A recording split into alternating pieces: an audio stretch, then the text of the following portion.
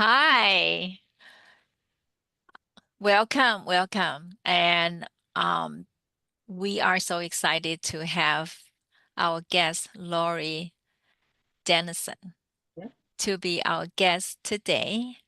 Um, this is in May, and Dr. J is having uh, some technical component that cannot be join us at this interview session. So this is the healing step to wellness with Dr. J and May. And today, May will be here to host the podcast. And it's my pleasure to have Lori, who is a very vital person to support the many breast cancer survivor, and a lot of mentorship and very unique organization to provide a lot of mentorship to many people. So I'm here to welcome Lori, and I'm inviting Lori to introduce herself and share us about herself and also organization. Okay. Hi, I'm Lori Denison, and I am a breast cancer survivor, which is Mhm. what we're kind of talking about today. Mhm. I was diagnosed with a stage one hormone positive cancer back in 2008 through a routine mammogram. Which actually was about 17 years ago, almost to the day. So it was Oh, diagnosed, wow. sometime around today. And at the time of diagnosis, I had had like a cyst that they were kind of watching, and so I thought that's what they were for. I had it for like 20 years, and I thought that's what they were kind of seeing on the mammogram. But then that's actually not what they were seeing. They saw a completely different spot. So um, um, from there, I did have an enlarged lymph node as well, but they didn't find cancer cells in it. So basically, my treatment was really just a double mastectomy with reconstruction. So that was Mm. my cancer journey, and I guess I maybe should have started with, I live in Rochester, Minnesota. I've lived here for many years. I was born in La Crosse, Wisconsin, which is about what, maybe 70 miles from here. Mm. So I've Mhm. lived in the Midwest kind of my whole life. Um, I work at Mayo Clinic, but not in a medical capacity at all. I work in IT. So Mhm. yeah. Um, and I think that, we're talking about our nonprofit organization, um, the Breast Cancer Support Network, Mhm. also. And so I know, connecting sort of my breast cancer journey with how I got connected to BCSN for short. That's Mhm. what we call it. So was I when I was diagnosed back in 2008. There was another nonprofit organization called Join the Journey, and then there was an affiliated group called the Pink Ribbon Mentors. The Pink Ribbon Mentors group was founded and led by Dr. Linda Miller, who was actually a Mayo Clinic physician and breast cancer survivor and mentor herself. I wasn't really very familiar with that group, but I received a small pink piece of paper in a folder that I got when I was first diagnosed. And I wasn't, the folder had a lot of different information in it. They didn't want us Googling, and scaring ourselves to death. So they gave us this folder of resources that we Mm. could actually find, and as part of that, I wasn't really very focused on that. But at the time of my surgery, Linda Miller came and visited me in the hospital after my Mm. surgery. She was a mentor. Mm. And basically, once I had the discussion with her, I was forever grateful for her help, and also forever hooked. in this, kind of helping people and mentoring. Mm, mhm, Um, and so I think, a couple of the things that, I'll never forget that visit, because basically she was spunky and vibrant and alive. I mean, and which I sort of, she looked completely normal, and I wasn't, I mm, wasn't really expecting that, because I guess I didn't know what to expect, but I wasn't expecting that. We had a really nice conversation, and she offered like so much hope. And honestly, Dr. Miller, she continued to mentor me for a couple years, and then she twisted my arm to become a mentor myself. And so that was like a couple of years after that, maybe 2010-ish time frame.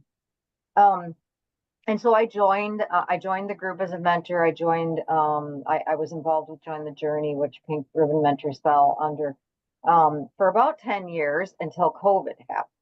Then in mm, 2020, when COVID happened, everything came to a screeching halt. So basically, that was sort of a bit of a crossroads where we were trying to determine where to go from there.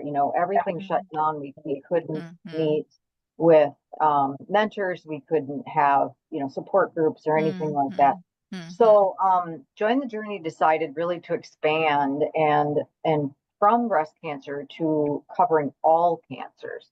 So based on that decision, several of us wanted to keep our breast cancer only mm, focus. mm, So that's where we started the Breast Cancer Support Network, or BCSN. So that's how BCSN kind of came to be. Um, and the nice thing, as an added bonus, um, beyond, because of COVID, most of our support that we do today is really virtual. We mm, will do, one-on-one. We do have a program for one-on-one, but mhm, basically we do a lot of virtual, and it fits well, I think, into kind of our mm, post-COVID, virtual world. So, mhm. so that's a little bit about me and how I got connected with BCSN and how BCSN came to be. Wow. Wow, what a journey. I capture the two key words that you mentioned here, Yeah, got my attention is yeah, your mentor, Dr. Miller, was a very yeah, vibrant. hmm, She provided the hope. Okay. yeah, I think those are two very important things for any person who right, trying, in a stage to go through their health recovery journey. So um, if you could help us understand further on you take that big lead to start this organization, focus on the breast cancer support, yeah, yeah, and especially to help people and just kind of your personal transformation and how you want to help other people sure, come through that journey. Um, you kind of share with me about the three different programs sure, from your yep, organization. yeah, Yeah. sure, yep. So we have, right now we have three programs, three core programs, like you mentioned. We have one program that is a one-on-one mentorship program. Mm, So we currently have 35 what we call trained breast cancer survivor mentors, because they do go through some training on how to how to help people and things to say and things not to say, that kind of thing. mm, So we have about 35 people right now, including one male breast cancer survivor, which is a mm, really mm, interesting twist for us as mm, well, because it does happen to males as well as females. mm, mm, And then, so this is like I said, it's one-on-one support. Um, Basically, whatever. We are matched. So let me back up. A patient would call our number or contact us, and I can tell you how to do that here in a bit. But they would contact us, and one of our mentors actually asks them a bunch of questions like, um, things that they might have in common so that we might match Mm. a mentor to. So, do they Oh, have children? How old are they? What oh, kind of cancer do they have? What kind of treatments right. are they going to have? So that we're Okay. really trying to match people so that we can help them, like for like, patient to patient, as much Oh, as we can. And so that's our one-on-one mentorship program. Then we have a a weekly non-metastatic virtual support group. So basically, this is a virtual support group for people that have stage 0 to 3 cancers, breast cancer, and breast cancer only. So we are focused on breast cancer, people with a breast cancer diagnosis. Um, this is a weekly support group that meets on Monday nights at 7 p.m. Central Time. Two of our survivors facilitate the meeting and the discussions. And so they're along with patients that join. We do have occasionally male providers that will join, share their expertise, answer questions that people have from more of a medical perspective. And actually, on average, there's probably about 45 attendees that join the meetings, each week. that's a Um, lot. Very it part. is a lot, Yeah, yeah. because the one thing that I always say is, like, one on one, Rochester is a lot of patients that come from everywhere. Mm, So mm, we only catch people when they're here for treatment, or mm, the mm, few people that are being newly diagnosed. Um, and with these virtual support groups, like, we can reach so many people, like, mm, really worldwide. All they need is an internet connection, and we do mm, have people joining from the US, Canada, Australia, mm, like all over the place. In fact, we mhm. even have interpreters that Mm. speak 5 or 6 different languages, so we Wow. can bring people in, and we hope to even grow that a little Mhm. bit more in the past. But we can reach so many more people than we have in the Wow. and then the third group is a monthly metastatic group. So this group supports, it's specifically for metastatic breast cancer patients. Um, they meet virtually the second Wednesday of every month at 7 p.m. Central Time. Again, we have two of our mentors that or our survivors that facilitate the discussions, but a lot of times with the metastatic, they kind of facilitate their own conversations. Um, we do, and then every other meeting, there's also Mayo Clinic medical oncologist that joins the discussion more for like deeper medical type questions and Mm, conversations. Because we as mentors, we don't talk anything medical. It's mhm. all patient to patient things that we can help and support with. Um, Around non-medical type things. And that group gets about 6 attendees joining that meeting, at a time. I mean, I think I always say it's a good thing that there's not as many attendees there, because, then there isn't, hopefully there isn't as many metastatic as there is, non-metastatic patients, hopefully. Um, and there's a couple other points just in general that I wanted to make about these programs, and that is, we feel that this is one of the blessings that came out of COVID. So, like I mentioned, when we were seeing people, just in person, it was great to have that connection.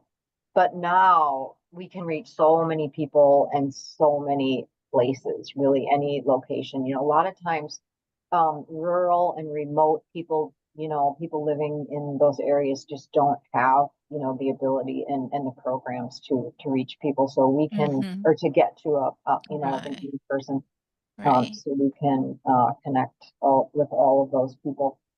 And I just wanted to also share just a couple statistics, just to talk about that a little bit. And that is, so like in the 2017, 18, 19 timeframe, we were probably seeing in the non-metastatic, anywhere from, like I said, up to like 45 people per year, though, not monthly. Now, since 2020, that has risen to in 2024 at the end of the year, we had 1,900 people join our non-metastatic, um, uh, yeah, support Wow. online. So just a little metric there to show how far we can actually reach and how many more people we can reach with our. Wow. Yep. That's amazing. Wow. So, um, so you said how many volunteers they persistently to devote Yep. their time on this mentorship program? Yep. There's about 35 right now. It 35. varies, but um, about 35 at the moment. We've had up to close to 50. Mm-hmm. But now that after COVID, that kind of reduced a little bit, and the numbers fell because we didn't have as many Mm. patients to see. But now that those numbers are growing again, so Wow. there we go. So among all this mentorship that such a journey that for the organization to grow, what are the most significant or say accomplishment or the um like the stories that you can share with our Um, audience? yeah. Yep. I mean, we get so many people. I mean, we do get a lot of testimonials. We put some of them on our website, but a lot of people, send us emails and tell us how much we've given them hope. Our goal is always to make the connections to make them feel less alone, provide hope, listen to them, and just encourage them to keep a positive mindset. More like I can do this.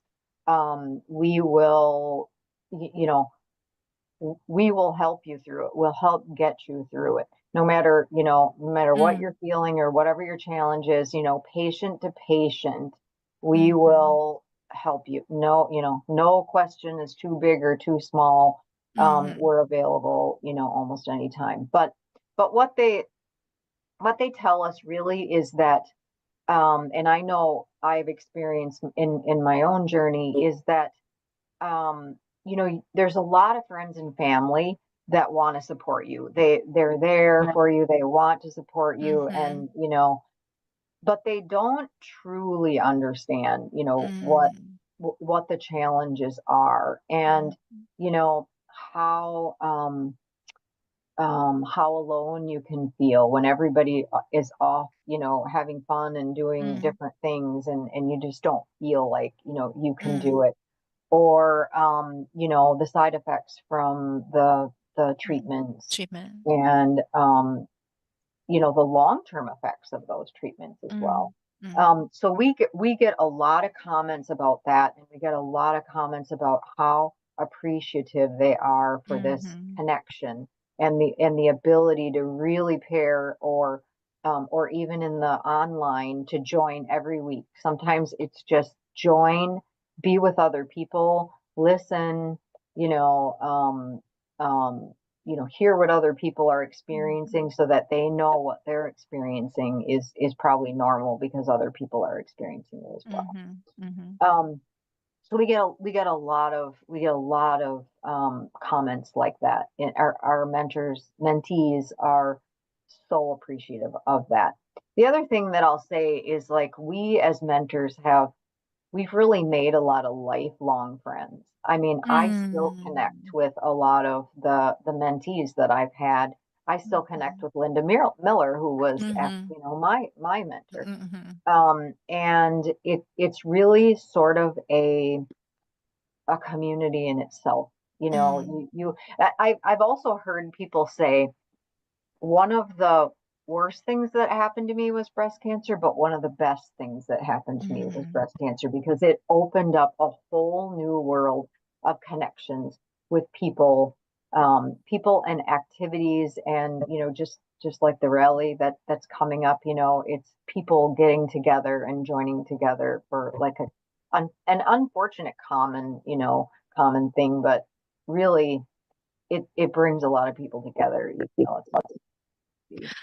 It's amazing when you talk about how you match the mentor, Yeah. Mhm. and the also the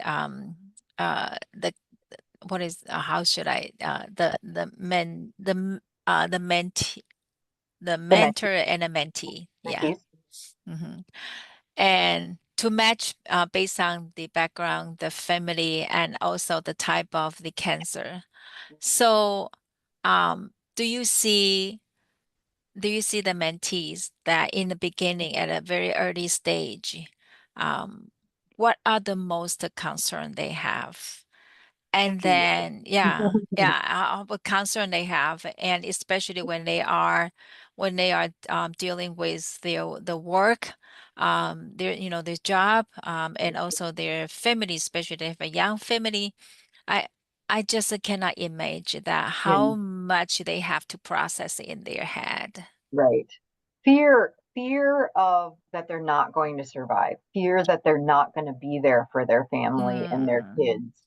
Um, the other thing is, how do I balance my family and mhm, when I'm tired and when I'm sick, how do I talk to my kids about this? mm, How do I talk mm, to my family about this?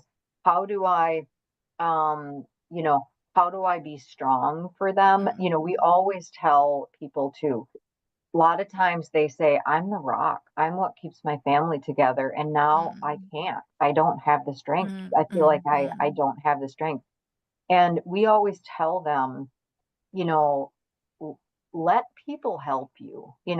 mm, We are human, and when we can't be the rock, then let somebody be the rock for you or mm, help you be the rock. Because so many times people say, I don't need help, I can handle this. I've gotten through a lot of things in my life and I can handle it. But then when they start having their treatments and they really get into it, and really the diagnosis really sets in, because a lot of them will say, when they're given the information, here's the number to these mentors, call them if you need to. They're like, yeah, I won't really need that probably. And they call and they say, mm, I didn't think I need this, but I really need this. So we tell them it's not a weakness. Let us help mm, you. Let mhm, us be, help you help walk side by side with you through mhm, this journey. Help us. mhm, We've been through it, so mhm, let us help you get through it as well. But a lot of it is, people are just afraid of, what if I can't do this? What if I'm not here? What about body image? And what about, can I have children? A mhm, lot of them are, if they're young, they're concerned, can I have children? mhm, Things like that. So those are some of the fears that we hear a lot as people are mm, starting out in their journey in connecting us, and that's why we want to connect people with as close as we can get. If we have a young patient, we would love to connect them with somebody that is also thinking about mm, having children or have mhm, children after mhm, after their treatment. So anything that we can match people with, and we try to bring on mentors that is a very diverse group, also mm, in age and all kinds of things. So mhm, we mhm, try to build out to be as flexible as we mm, can be. mhm. So, can you give us the idea about the demographic that you have among all these mentees? and their Sure. age group and Yeah, sure. let's see. Yep, in the 35 people, we have people in their upper 20s, we have people in their 40s, we have Mm, people in their 50s, 60s, 80. We mm-hmm, have a male. Um, mm-hmm, and we used to only have people in Rochester that were mm, mentors. mm, Now we have people really all over the place. I don't mm, know that we have any mentors outside of the US that I'm aware of at the moment. I don't think so, but we do have them in different states because mm, almost everything that we do is virtual. So even the one-on-one mentoring, many times people aren't really meeting face to face anymore. They are, phone calls, texts, um, social medias of, messaging and messenger and, emails, like Zoom calls or, so it has worked out. But the other thing is, um, the benefit of having people in different demographic areas is that many of these areas they don't have mentor groups like this, and mm, so sometimes they if they're in a local area, say they're in North Carolina or something like that, and we match up with a either a new mentee or um, new mentors. Sometimes they are like, "Oh, we live in North Carolina. Let's get mm-hmm. together, and Yeah. let's meet." Or somebody does on one of the virtual support groups say, "I'm located here."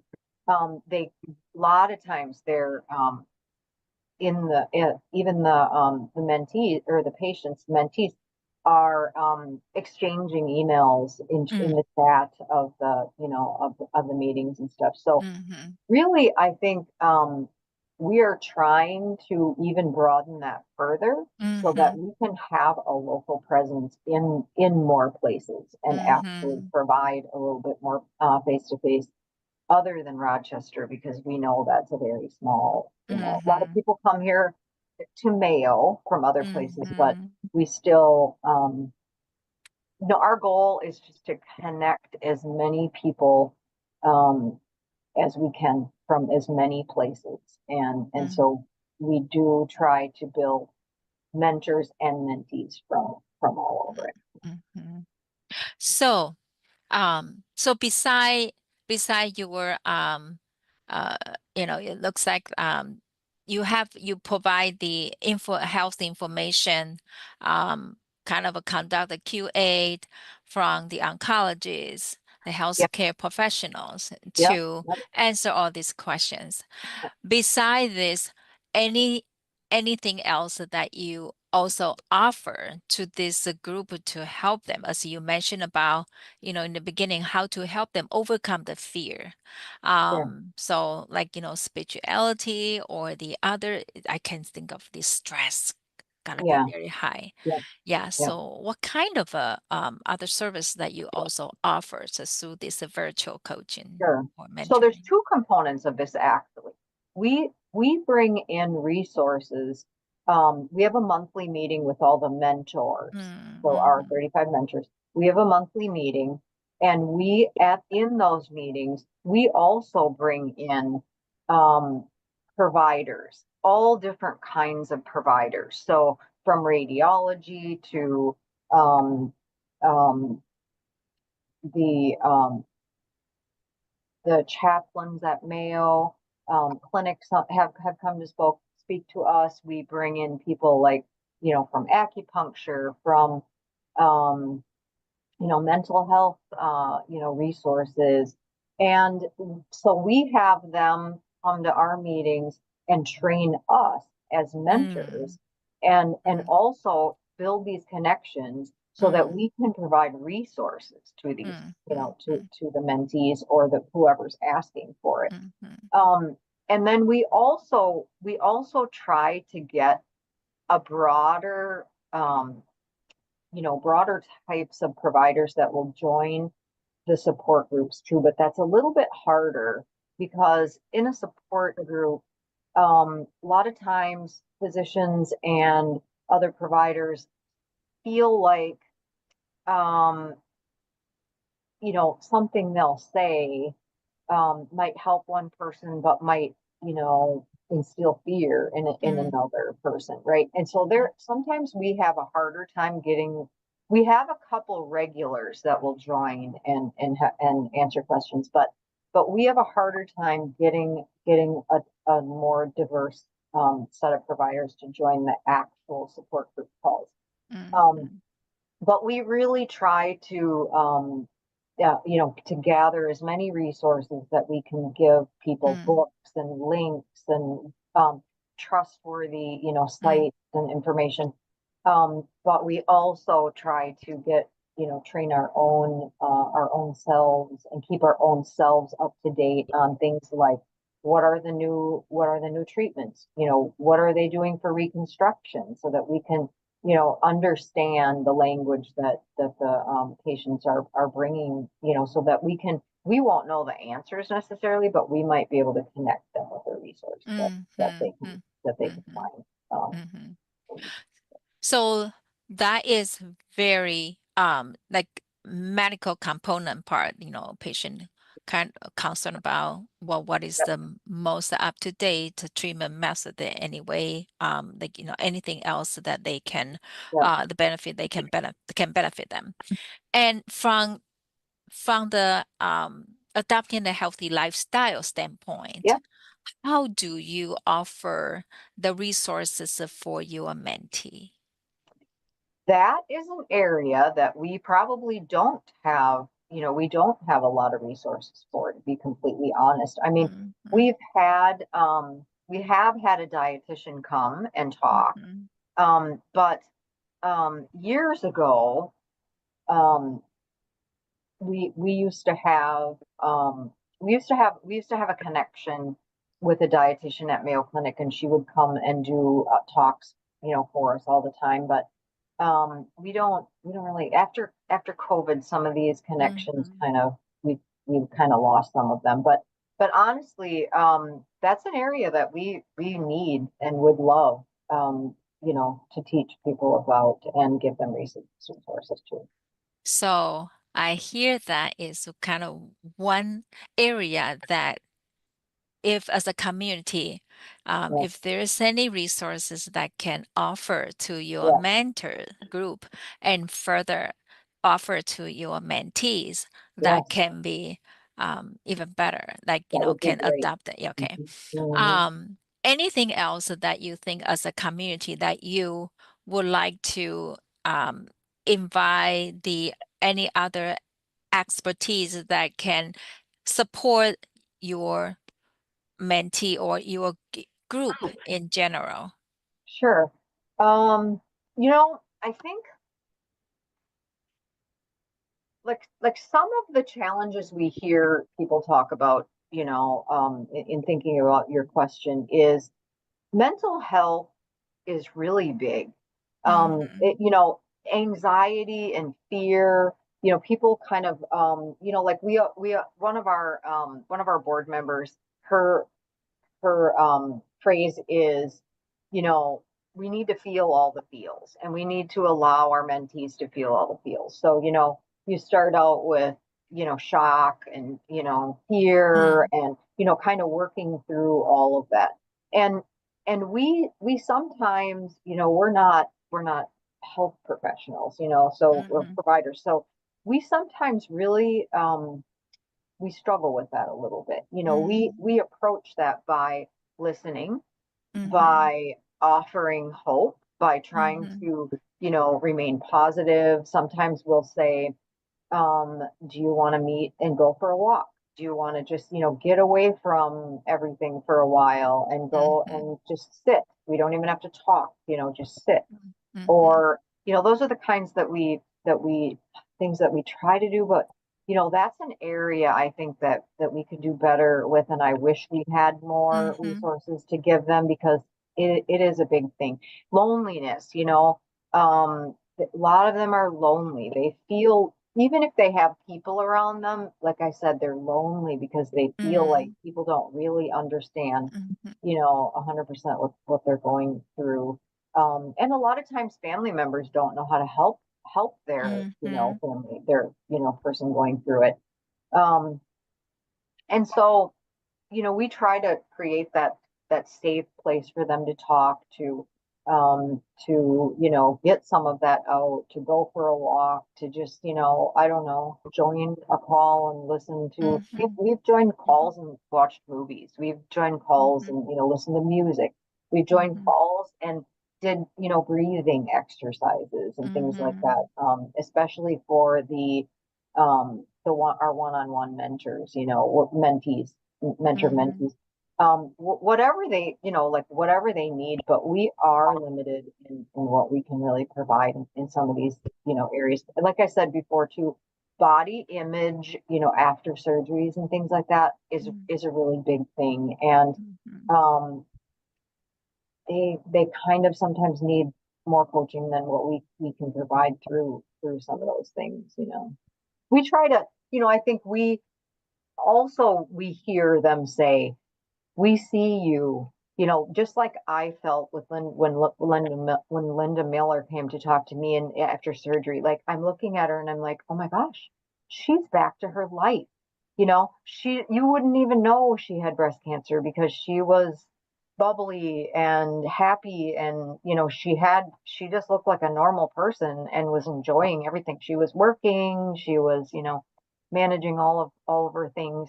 um and a lot of times they'll say that, it's just such an inspiration just to see that, you got through it. You actually did get through it.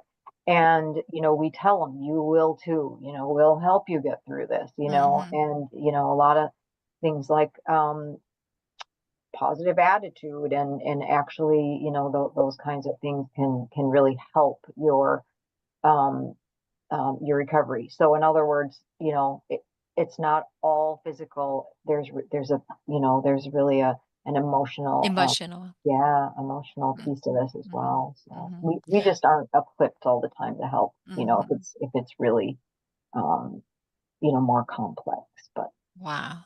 Well, this is a very insightful, and I'm so glad, and we should announce this, right? So I'm so glad to have your organization partner with the Lotus House Foundation yeah, for the first Let's Beat Breast Cancer rally that yeah, that is going to happen on October 10th at 125 Live, yeah, and that's and the kind of abbreviation of this breast cancer wellness activity is called LBBC, which yeah, is started from by the Dr. Barnard's organization is PCR and Physician Committee for Responsible Medicine, and this actually is international initiatives. And so yeah, we're so excited finally be able to start to kick off this event first LBBC in Rochester. Um, and thank you very much for partnering with us. This means a absolutely. lot, and we hope that we can spread the word and that a lot more cancer, survivors or family member know about your organization and know about many great resources, especially the nutrition side Yeah, that can help many of us in a long way. yeah. So now, Lori, so so you also would be at the event, the So, Let's Beat Breast Cancer event on October 10th to share about your journey. We also get to see some of your mentors right there. I hope so. Yep, I'm working on them to be there. Hey, Yep, we are going to have a great food samples. Okay, so we are going to offer the recipe, right. with many great ingredients, delicious samples about the cancer fighting food. Yeah, So we hope that through the food, we can share more great tips and bring people more joys, and That's give them a amazing. confidence, as you mentioned about Hmm. um, once the people know how to navigate Hmm. their own life with the the great resource you offer, the great resource about the nutrition, great resource about the health tips, then they feel like I got this, right? I can do it, right? That's Yes, the hope. Yeah. yes, yes. So now we would like to have to have this your great organization, such an important job, continue to help a lot more people. And of course, um you know what we want more people to learn about your organization. So how do people get a hold of you? Sure, sure. So first and foremost, we have a website. So Mm-hmm. our website is bcsupportnetwork.org. Mm-hmm. That's our website. All of the information on how to contact us is on that website. But Mm-hmm. I will tell you, so we can, um, we also have sorry, a um, email. Sorry, I could not think of that. Email, Email. I we drew a can blank. reach A out to blank. you. Yes. Yep. Our email address is info@bcsupportnetwork.org. So if you email, any email comes to one of our mentors that coordinates that email box and Mm-hmm. actually will get the email wherever it needs to go. Mm-hmm. And then we also have a phone number that is monitored as well. And the Okay. number is 507-200-8072. Mm-hmm. So all of that is on the website. There's also information on how to get links to the two online support groups, as well as how to be connected one-on-one with a mentor in either one of those formats. So, We will make sure all the contact information is on this podcast link, and okay, so people get excellent.